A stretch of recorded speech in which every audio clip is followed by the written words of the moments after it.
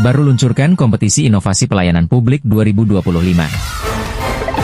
Pemerintah Kabupaten Baru resmi meluncurkan kompetisi inovasi pelayanan publik atau KIP tingkat Kabupaten Baru tahun 2025.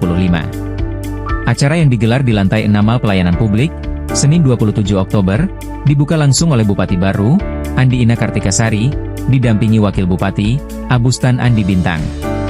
Dengan tema, mewujudkan pelayanan publik berdampak untuk kesejahteraan masyarakat Baru, kegiatan ini menjadi langkah strategis dalam menghadirkan layanan pemerintah yang modern, efisien, dan semakin dekat dengan kebutuhan masyarakat.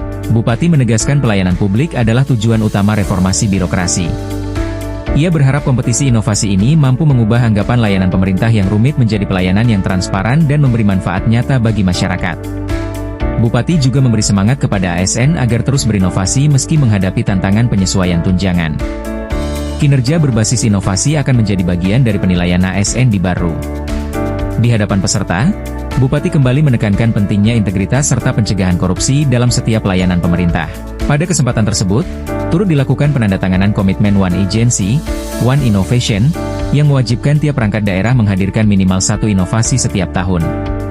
Sebelumnya, Kepala Biro Organisasi Setda Provinsi Sulawesi Selatan, Bustanul Arifin, menyampaikan bahwa 3 hari ke depan akan dilaksanakan bimbingan teknis SAKIP dan RPK untuk meningkatkan tata kelola pemerintahan yang efektif dan berintegritas.